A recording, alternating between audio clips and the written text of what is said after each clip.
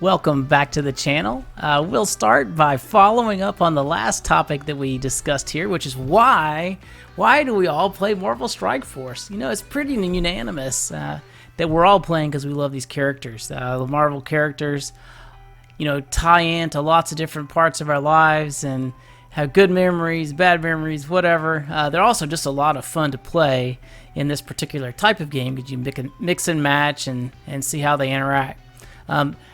So I'd really love that, and I had a request for the most of the rest of the content of this is to, hey, we talk about what it means, because I'm a veteran player since launch, but there's some newer players who are coming all the time, and they're coming because they love the Marvel Strike Force characters too. Before we get to that though, look at these sunflowers. I planted them about the beginning of our quarantine, a couple weeks into March.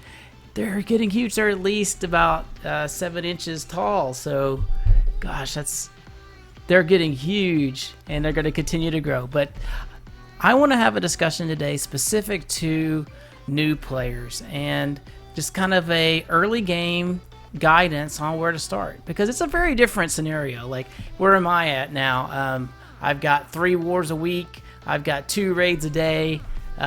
We're hitting fairly good percentage completion of now. Since the change to red stars, our ability to get to 60% in Ultima 7 has significantly increased, and as we get through the Black Bolt event next week, it's going to go through the roof. We'll start always hitting 60% there and start advancing toward 100. We've gotten to a point where we're 100%ing all the alphabet raids too. The red star shift made a big difference, but for a new player, none of that really matters. Like, none of that stuff matters. When you're getting started in the game, it's just a very different experience. It's a lot of fun. So there's a lot of progress you can make fast. You can start collecting characters.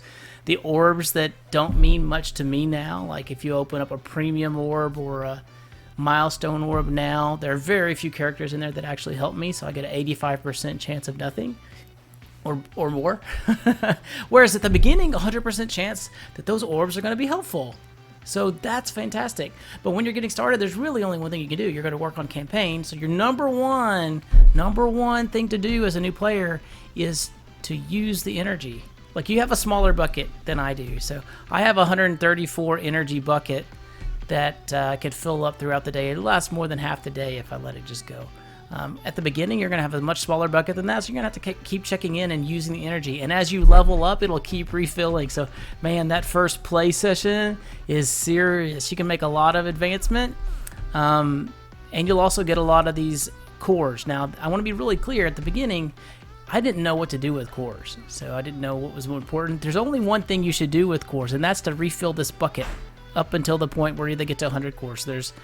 You may be able to do 2 or 3 of those a day, just to keep advancing, because all you're really doing at the beginning is working on your campaigns. You'll start off in Heroes, you'll have Spider-Man and a few others, and you can start working through the Heroes campaign. As soon as you could probably pretty soon after that unlock Elektra and Crossbones and their character events that will pop for you, and that'll get you started toward being able to approach villains. So you just got to collect enough to get going. Doesn't really matter which ones, just make sure that you don't overinvest in things. So you'll be working on your campaign for a good long while. You're just working on a broad roster, because the next thing that you'll do, you just need to advance as far as you can, because getting into Heroes up until, obviously not tier 7, but you starting off at level 1, Punisher's not bad, to at least unlock enough of these villains to be able to engage in the villain campaign, and don't worry about them past that. But then you'll get in Luke, Punisher, Spider-Man. You'll be able to go into Nexus fairly quickly after that, and obviously not at tier 8, but at tier 1 you could already get to Iron Fist, and you already got the core of a team.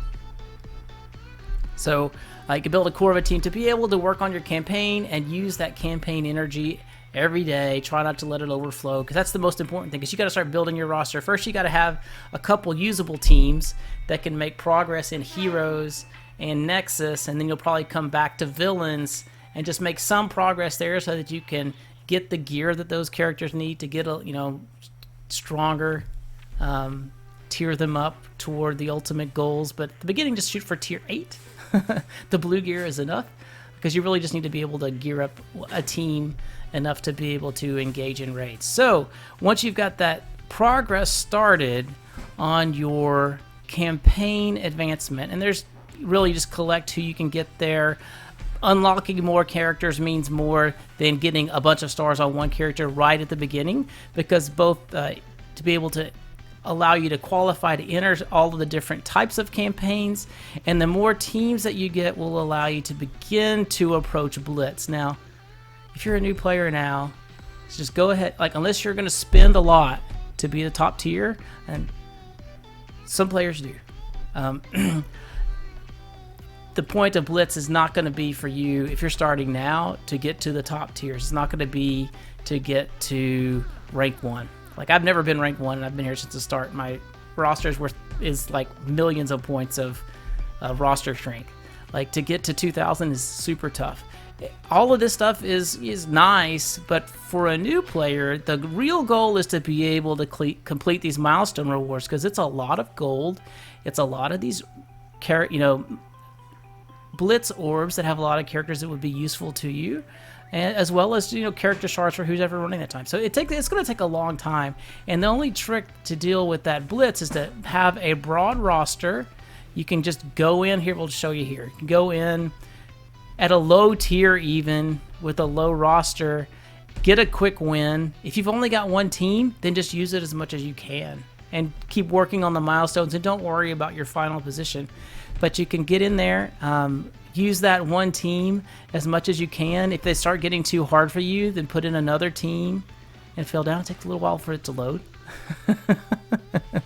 But getting these resources is super important. You can put any team that you need here in, get your win. Of course, this particular team of challenged versus a symbiote synergy team isn't going to work out.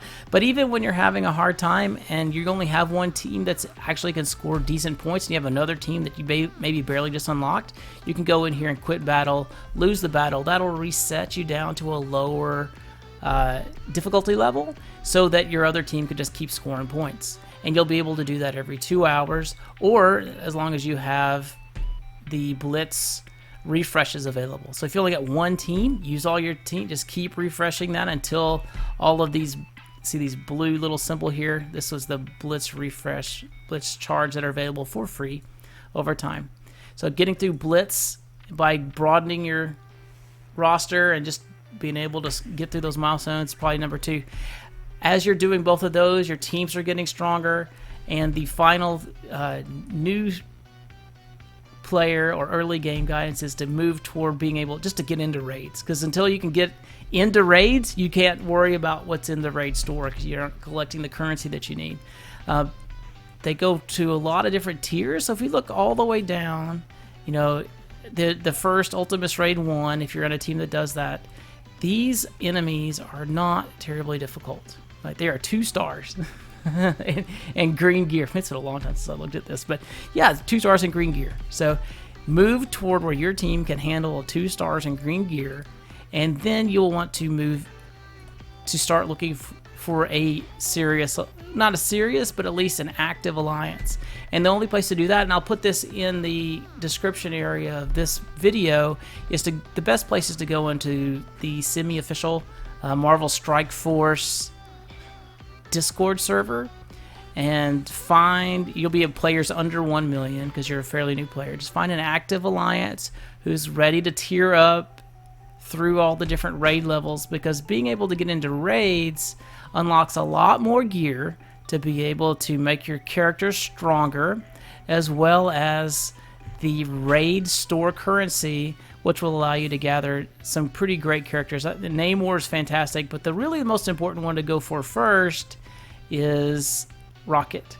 So you'd want to get in here, start collecting Rocket through the Blitz store. If you're able to moving up through at least closing out those milestones, you'll be able to collect both 2 more of the Guardians of the Galaxy and be able to move that as a real solid raid team that's got a lot of life on it. So as an early game guide, those are the 3 things to start with as a new player. Use your campaign energy, working on broadening out your roster so that you can close out all the blitz milestones and then advance toward being able to enter raids. And when you're entering those raids, it starts to become important which alliance you're in. And to do that, up in the description of this video, I will have a link to the semi-official Microsoft Marvel Strike Force Discord.